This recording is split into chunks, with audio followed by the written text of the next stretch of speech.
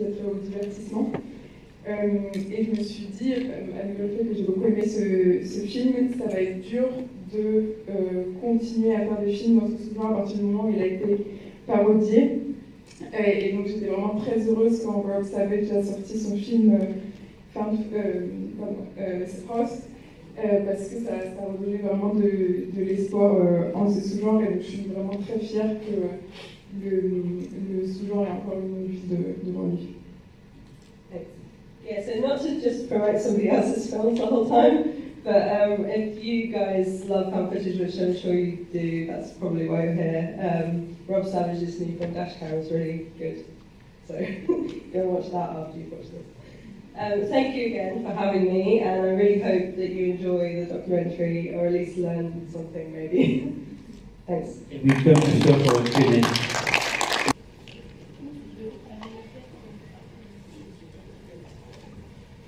Bonsoir, merci les filles. Juste une petite question. Moi, les premiers footage que j'ai vus, ça remonte assez longtemps, c'est en fait des footage français qui s'appelaient les documents interdits. Et je me demandais si vous connaissiez, si vous en aviez entendu parler, ou si ça n'avait pas pu être montré dans votre film.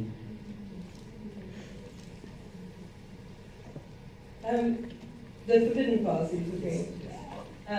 Yeah, I did know about them. They didn't appear, obviously, but I thought that there was a lot of stuff that we kind of had to leave out, sadly, because the film could only be so long. And there was a lot of strands, actually, that I really wanted to cover, and like ghost hunting and those sort of shows were really one of them. We had like one clip of this film called Grave Encounters, which I thought was a really good film about this sort of ghost hunting documentary crew who go ghost hunting. And I think the Forbidden Files would fall under that sort of banner as a TV show, right? But I'm not like hugely well versed in it. But we had to leave a lot of those things out, and one thing we had to scoot around as well was reality TV strand of stuff. So there's a film called My Little Lie that came out in 2001, and I really thought that the CCTV elements of like they put these people in a house and then watch them for all the bad things that happen in a Big Brother scenario, and then it goes kind of murderous and stuff. We really wanted to cover that, but we just couldn't, and so yeah, I'm really sorry I didn't cover the Forbidden Files, but I'm glad that you liked it. Oui, donc je connais ce film, Les Documents Interdits. Malheureusement, il fallait filtrer, on ne peut pas mettre tous les films du genre dans le documentaire. Mais dans le documentaire, on a quand même mentionné Ghost Hunting et Ghost Hunters. Grave Encounters. Ghost Hunting et Grave Encounters sont deux films qui sont mentionnés dans le documentaire et qui se rapprochent du propos des documents interdits. Et donc là, on a aussi dû omettre tout le found footage qui avait attrait à la télé-réalité. Voilà, il y aurait beaucoup de choses à dire. Il y a un film notamment qui s'appelle My Little Lie qui est sorti en 2001. Voilà, tout l'aspect de télé-réalité comme Big Brother, où on met une caméra de surveillance et on observe les gens, ça a aussi un aspect très intéressant et c'est proche du found footage, je n'ai pas pu tout inclure dans le documentaire. Thank you. Anybody else? Question en bas.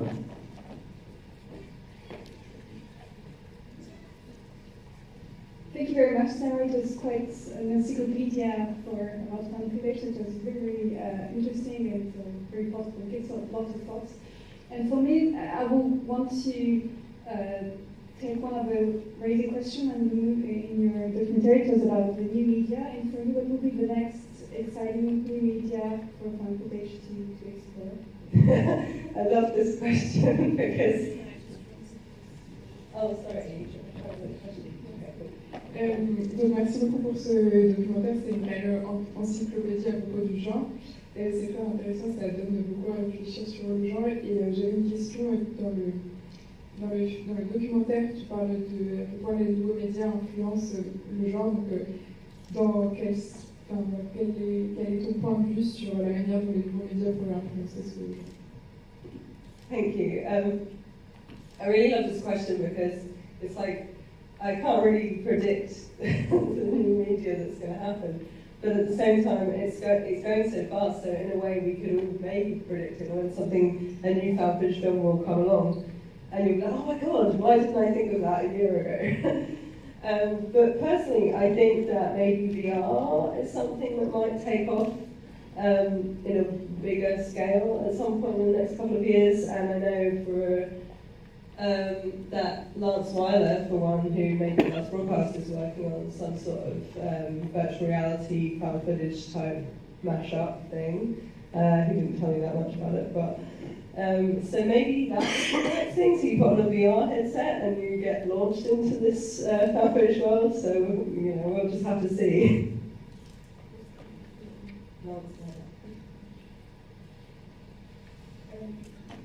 Merci beaucoup, c'était vraiment une question géniale.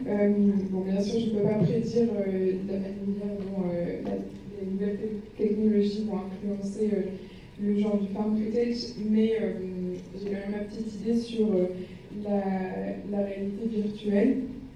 Je pense que ça va quand même avoir une grosse influence sur le genre dans les années à venir.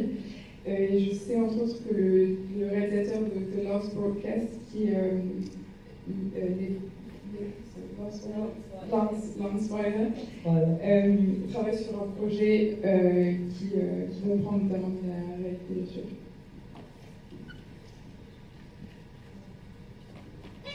Bonsoir, je me demandais, pour se lancer dans un documentaire, il faut manifestement connaître le sujet et être intéressé, mais par conséquent, je me demandais qu'est-ce que vous avez appris, vous, en le faisant et en rencontrant les différents artisans de ce sous-genre.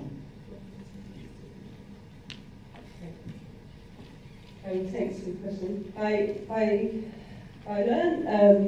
learned actually that found footage came from a lot of stuff long before Cannibal Holocaust, which was the film that I sort of assumed did sort of begin everything in the found footage genre.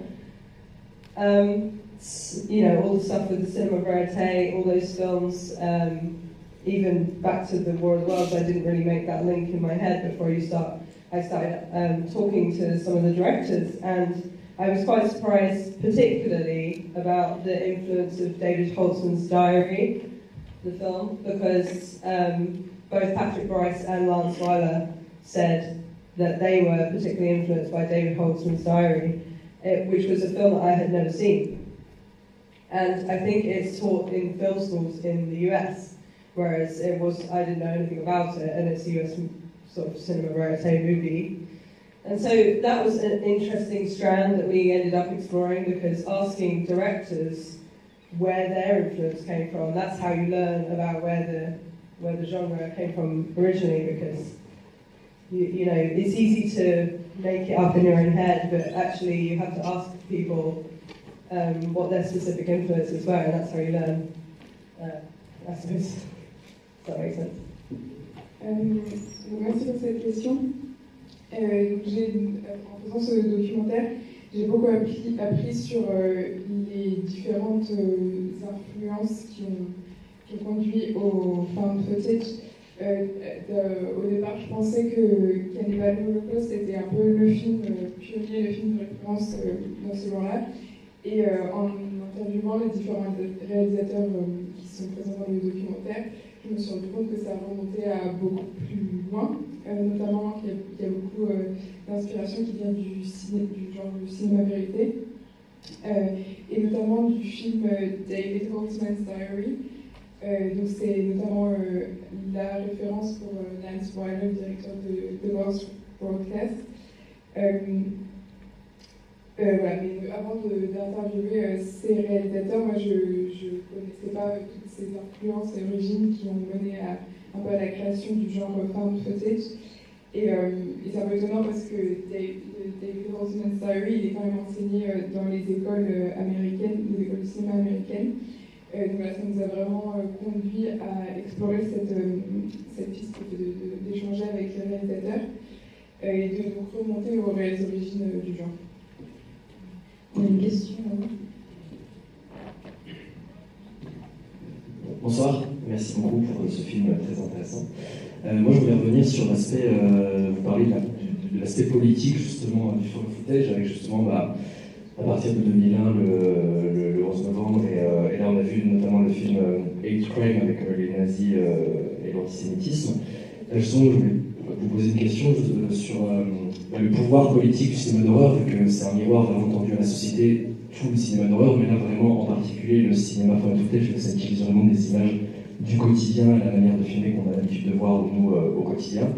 Et voilà, pour vous, est-ce que le cinéma de found footage et même d'horreur en général peut être encore plus politique à l'heure actuelle, selon vous, vu qu'on est vraiment dans un monde un peu avec vraiment des montées de violence d'extrême droite de plus en plus effrayant. Donc l'horreur, elle est tellement quotidienne maintenant, elle est plus réservée qu'à la fiction. Est-ce que vous pensez que voilà, le cinéma d'horreur peut vraiment avoir un regard encore plus politique là-dessus?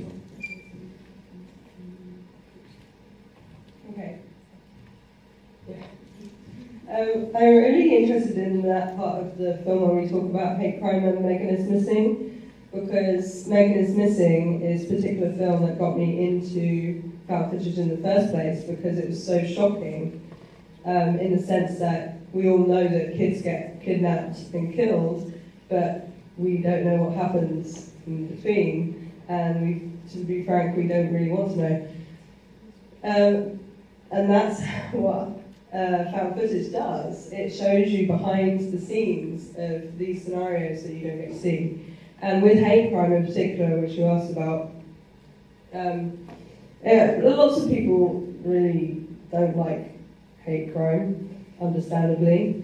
The reason it's included in the documentary is because the director, as you saw, his intentions were to show this stuff really happens and that it's a real story, even though he kind of did it pretty sloppily and in a way that could be easily misconstrued. And that's why it got banned in the UK.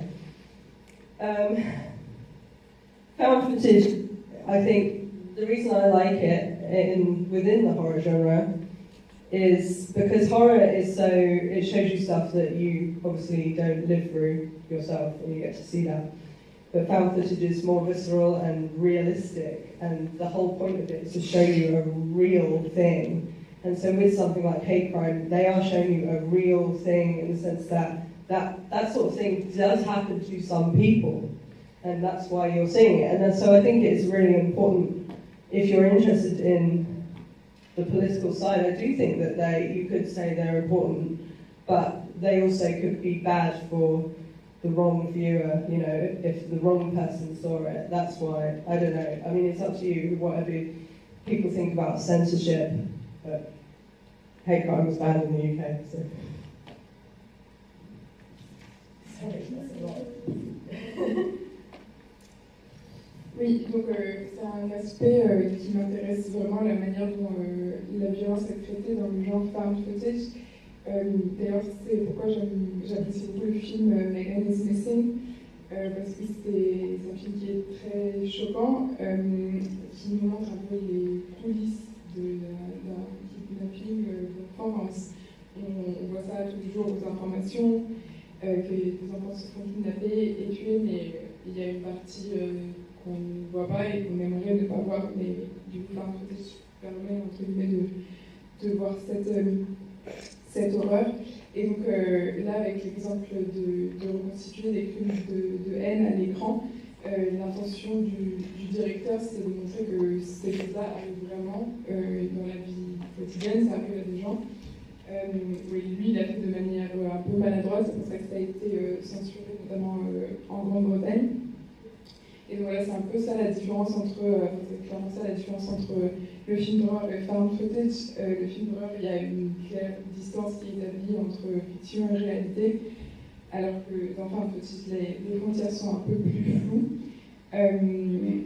Voilà, donc je reprends ce que j'ai dit déjà, mais found footage, voilà, il y a un côté vraiment beaucoup plus réaliste et qui met en scène des choses qui arrivent à certaines personnes dans la vie, donc c'est important aussi de prendre en compte ce côté, c'est l'aspect politique, en fait, ce regard sur notre société et notre rapport à la violence. Mais voilà, le risque après, c'est que les mauvaises personnes regardent ce genre de film et en tirent une mauvaise interprétation.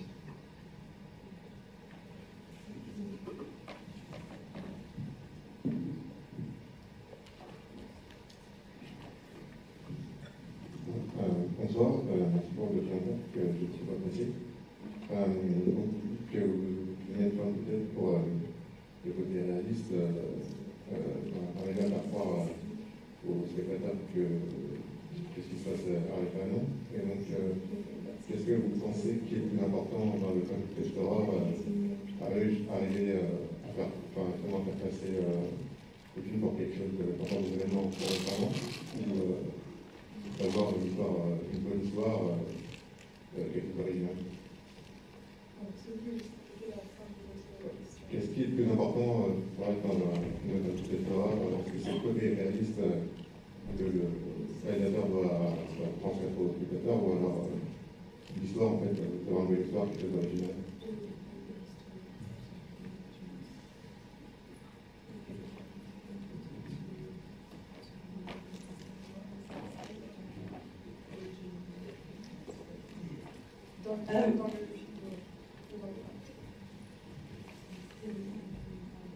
In horror, in general. In composition, okay. Realistic for good script. Well, to be honest, I think that they go together in the sense that if something is realistic, it's going to have a good script, because it wouldn't be realistic if the script was bad, right? I think, however, if you're talking about hate crime, I don't know how realistic hate crime is, but so it doesn't exactly have a good script. But then again, found footage films often don't have a script because a lot of it is improvisation to make it more realistic. So I think more important, I mean obviously it's good to have a good script, but when you're talking about found footage, I think there's so many other factors, like the actor's ability to improvise, the overall theme and point of the story and the directing. And if you have a good story, then in theory that will turn into a realistic and good found footage film if you have all the elements. So for found footage, I would say realism is more important than good scripts, yeah. That's just my opinion.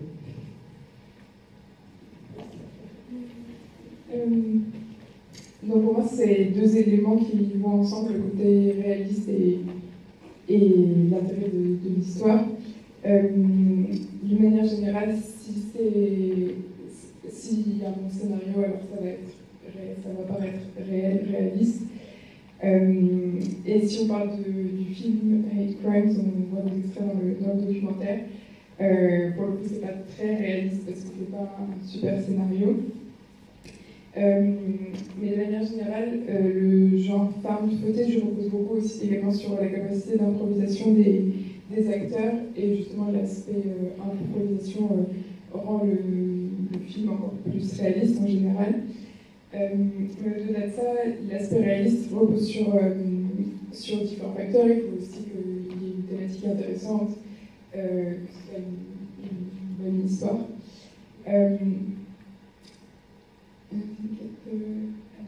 Oui, pour répondre à la question, le côté réaliste est peut-être plus important que le scénario pour le fin de côté.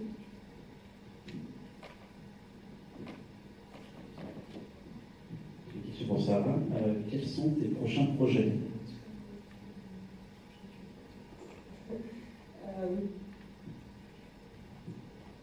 I am working on another documentary actually with Philip, but I actually can't say anything on it, so sorry.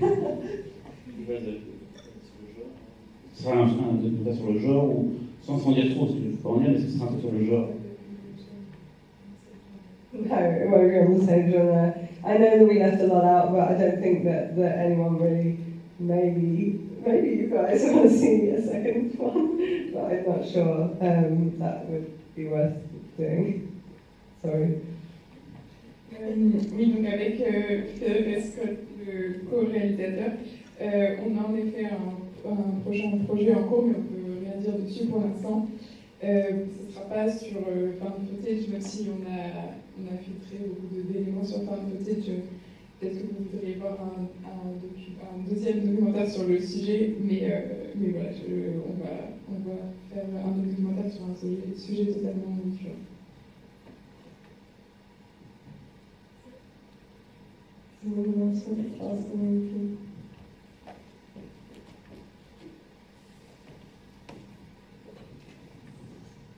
Bonsoir. Alors, tout d'abord, je voulais vous remercier pour votre présence.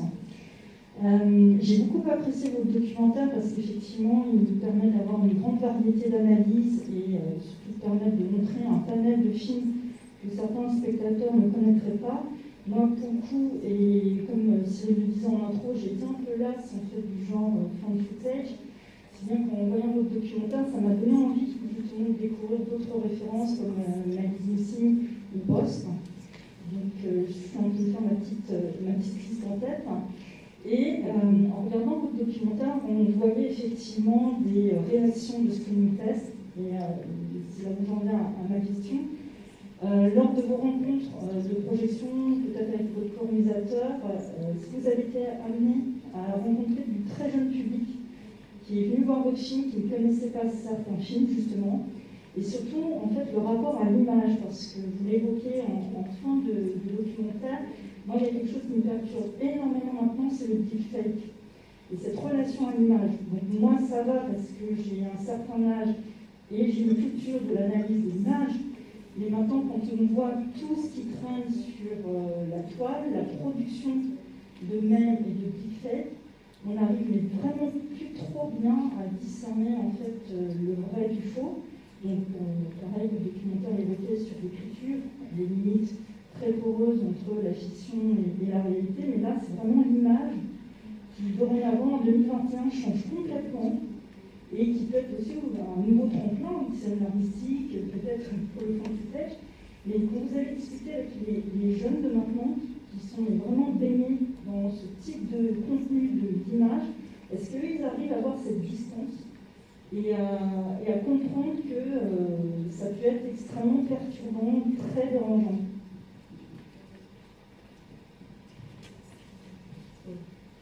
Thank you for that question. One of the main things that drew me to this project in general was the whole fake versus reality thing, and that's why I like the last broadcast so much. And the deepfake Queen, which you saw, I remember seeing that. Was that last Christmas? And I was thinking, wow, you know, they're doing that as a joke, but it's really bad for general society that we can do that sort of thing. I know it looks a bit tacky, but in the future it wouldn't be far off that they could probably have made it look more real, but they didn't on purpose, probably. I haven't been in touch with the younger generation as such. I don't know what they think. I know that generally it's hard to generalise, but I don't think that they are particularly concerned about any of this. I don't know. I honestly don't know what they think or what will happen in the future. But I do think it's good to make people aware that what you might think is a funny joke by putting your face on someone else's or whatever could actually have a real bad impact on the world as a whole if it's put in the wrong hands, you know, like they say in superhero movies. Yeah, so sorry, I don't have any insights from the younger generation, but yeah, the deepfake thing is really interesting. You should do some deep diving on because it's terrible.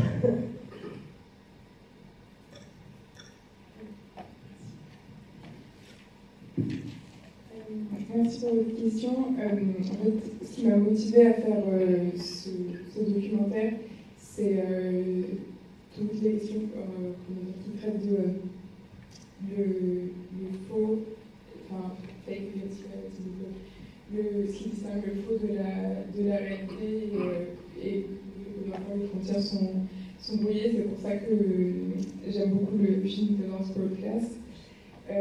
Et pour revenir sur les deepfakes que vous avez mentionné, donc un deepfake qui a été particulièrement, qui a fait pas mal de tour du monde, c'était celui de la reine d'Angleterre à Noël dernier. Et bon, ça c'était drôle, c'était une blague, etc. Mais je pense que le deepfake de manière générale, c'est quelque chose d'assez dangereux pour la société aujourd'hui. Pour le coup, celui de la reine Elisabeth, on voyait qu'il y avait des petits poils, donc c'était pas vraiment vrai. Et ensuite, par rapport à votre question, j'ai pas été en contact avec la jeune génération. Je ne pense pas qu'ils se sentent particulièrement concernés. Mais oui, je pense que c'est très intéressant, c'est très important de sensibiliser la société en général au danger du deepfake et comment il peut avoir de mauvaises conséquences. Encore une fois, si ça arrive dans les mauvaises mains. Et voilà, donc je pense que oui, en effet, le deepfake, c'est vraiment un sujet à approfondir dans les prochaines années et surtout par rapport aux conséquences que ça peut avoir. Merci Sarah pour sa présence et tout, on va devoir... Thank you so much.